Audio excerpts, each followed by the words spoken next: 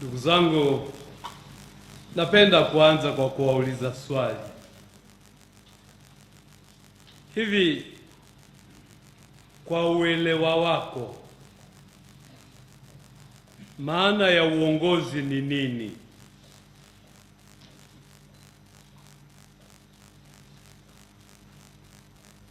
Hivi watu wanapohangaikia kupata uongozi, madaraka na ukubwa, wanachotafuta ni nini?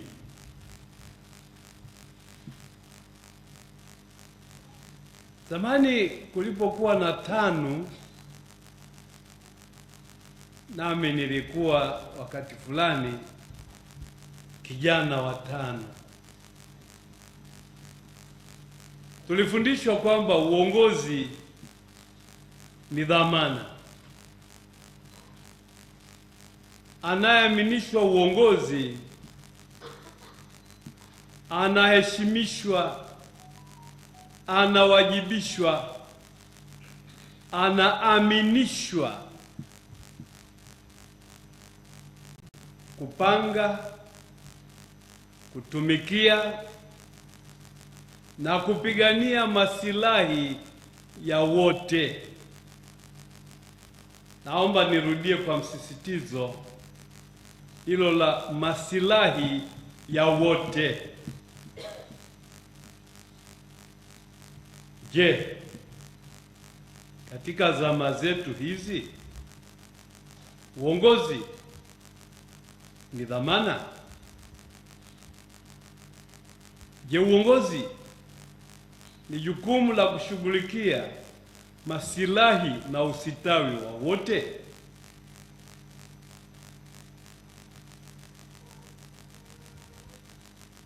Nikiwauliza kila mmoja atoe jibu, mngetoa majibu mbalimbali.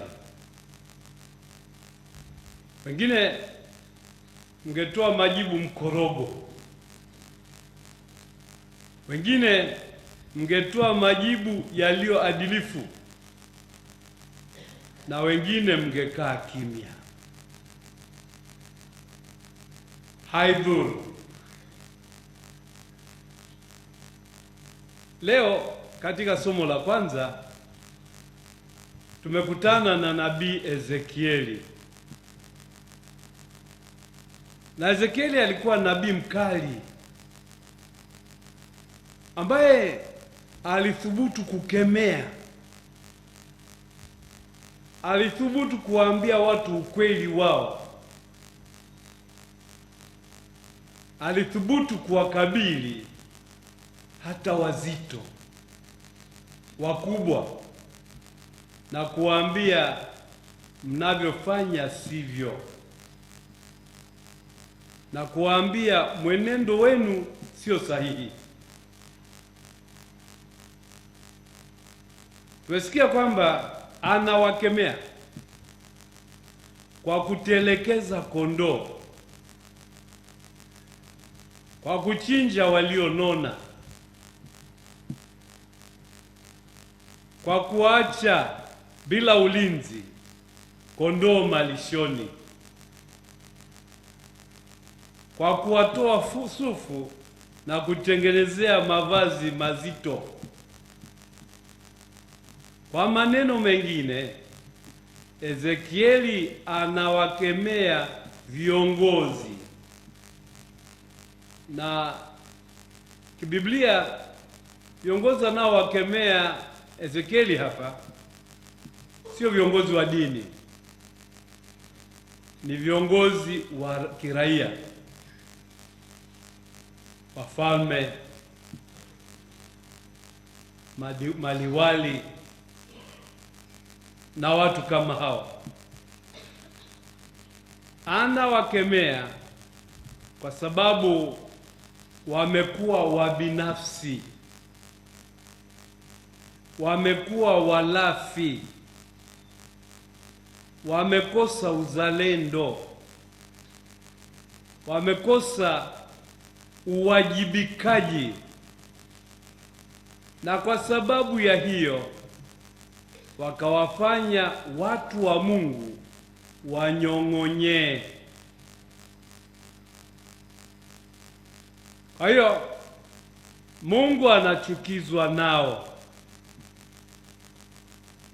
na zama zote Mungu anachukizwa pale ambapo viongozi wanapokuwa wabinafsi, wanapokuwa walafi, wanapokuwa wenye kujitafuta wenyewe, wanapokuwa watu wasiomwogopa Mungu na wasiojali wanyonge, maskini na watu ambao wanahitaji msaada katika umaskini wao, wanahitaji ulinzi katika udhaifu wao, wanahitaji kuwezeshwa kuibuka na kunawiri kama watoto wa Mungu. Na kwa sababu hiyo, kwa kuwa Mungu amechukizwa na viongozi wa kiraia, Mungu anasema, mimi mwenyewe nitawachunga kondoo wangu. Mimi mwenyewe nitakuwa kimbilio, usalama na nguvu ya watu wangu. Mimi mwenyewe ndiye nitakayekuwa chimbuko la usitawi wa watu wangu. Kwa maneno mengine, Mungu anawapatiliza viongozi wa kiraia. Anaahidi kuchukua mikononi mwake mwenyewe jukumu la kuongoza, kulinda, kuratibu na kuwasitawisha watu wake. Sasa hapo tumesema kwa tafsiri sahihi kwamba wanaolengwa ni viongozi wa kiraia, lakini tusiishie hapo, kwani hili somo hawakusomewa viongozi wa kiraia kule. Tumesomewa sisi watu wa Mungu. Na kila mmoja wetu anayesikiliza somo letu, kutokana na ubatizo wako, wewe umeshirikishwa jukumu la Kristo. Kristo ambaye ni mwalimu, Kristo ambaye ni kuhani, Kristo ambaye ni mfalme. Kwa hiyo na wewe ndugu yangu, kwa nguvu ya ubatizo wako, unayo majukumu yanayokupasa kama kiongozi, kuanzia katika familia yako, katika jumuiya yako, katika ujirani wako, katika parokia yako na hata mahali pako pa kazi. Jitahidi uwajibike vizuri. Jitahidi upafanye nyumbani kwako, mahali pako pa kazi, kwenye jumuiya yako, panukie harufu ya utawala wa Mungu. Mungu atawale nyumbani kwako. Mungu atawale familia yako. Mungu atawale mahali pako pa kazi. Na ili hilo lifanyike, ni lazima umpatie Mungu fursa ya kutawala nafsi yako, moyo wako, roho yako, akili yako na nafsi yako. Jitahidi, nafanya maamuzi magumu kusudi Mungu awe ndiye nuru yako, dira yako na nguvu yako. Katika somo la Injili Bwana Yesu anafundisha kwa mfano. Anafundisha kwa mfano wa tajiri ambaye alilima shamba la mizabibu, alafu akawakodisha watu waende wakafanye kazi. Huyu bwana anayefanya hivyo anamwakilisha Mungu, anakuwa ni kielelezo cha Mungu ambaye ni Baba mwema. Mungu ni Baba yetu mwema. Hata kama hatufai, Mungu anatujali, anatuhangaikia, anatafuta usitawi na usalama wetu. Na ndio maana ametoka akatafuta watu akawapeleka kwenye shamba lake asubuhi, tena saa 3, saa 6, saa 9, saa 11, wote wakapewa cha kufanya katika shamba la Mungu.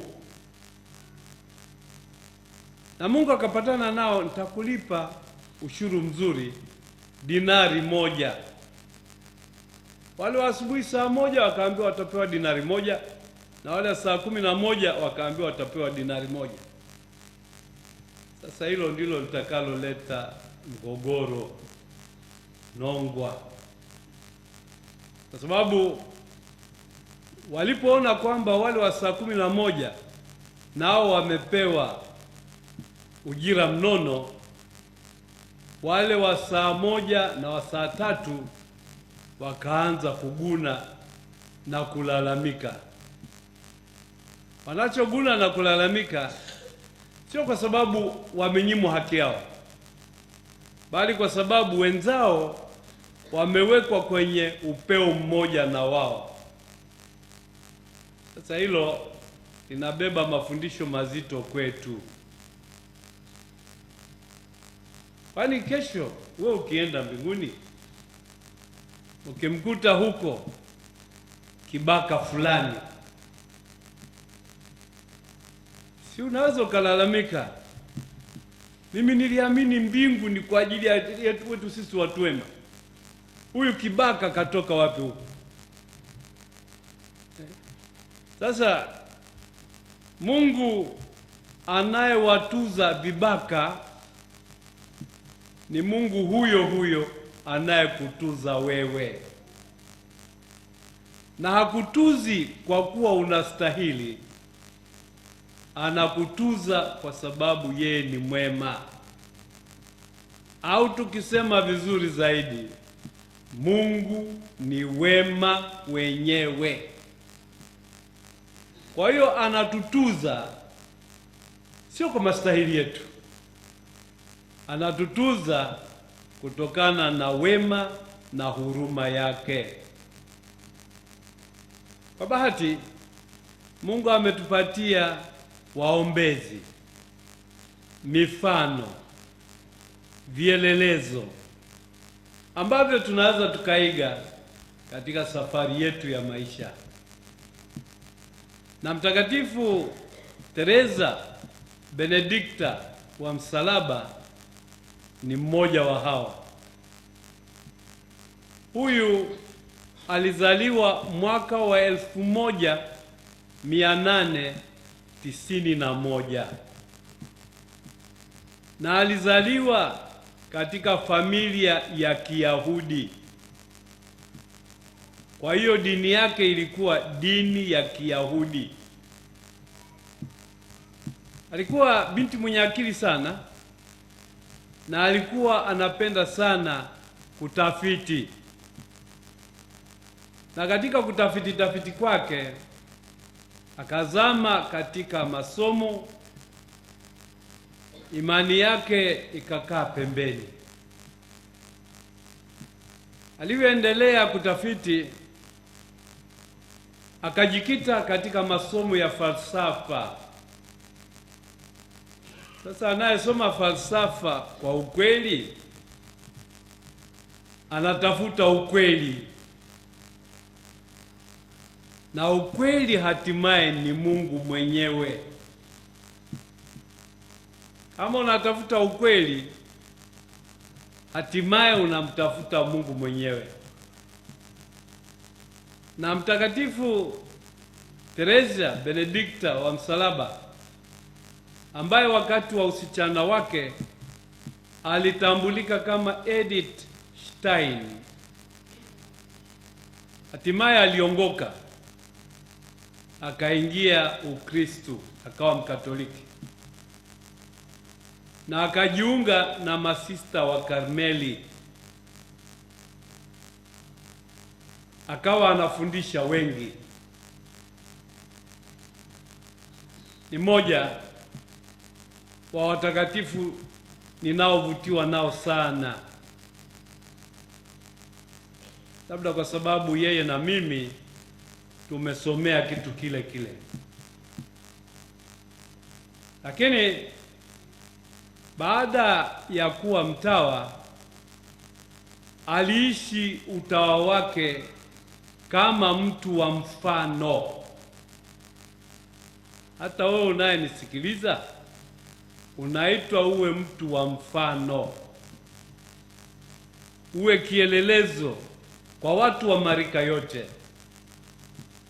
uwe kielelezo kwa watoto, kwa vijana, kwa watu wazima na hata kwa wazee. Wasaidie, wachuchumilie utakatifu. Wakati wa vita vya pili vya dunia, wakati wa utawala wa Hitler na Wanazi, Sister Teresa Benedikta wa Msalaba pamoja na wengine walikamatwa na kupelekwa kwenye kambi ya kuangamizia watu iliyoitwa Auschwitz. Na kule Auschwitz mwaka wa 1941 Sister Teresa Benedikta aliuawa kwa kutumia gasi ya sumu. Akafa kama mtumishi mwaminifu wa Mungu. Akafa kwa ajili ya imani yake. Sasa naomba niulize swali, ila si lazima unyoshe mkono. Ni nani kati yenu ambaye leo hii wakija watu wakivamia hapa wakafunga ule mlango wakasema nyote sasa mnakwenda na maji msipomkana Kristo?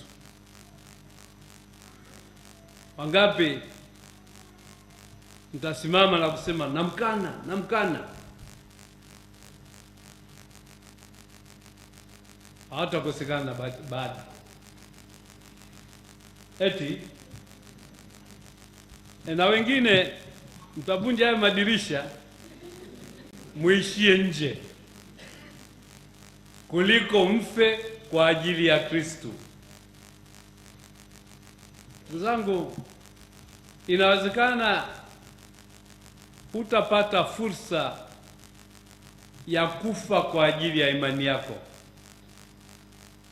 lakini yafanye maisha yako ya kila siku katika mambo madogo madogo na makubwa yawe ni namna yako ya kumfia Kristo. Amani ya Kristo iwe nanyi.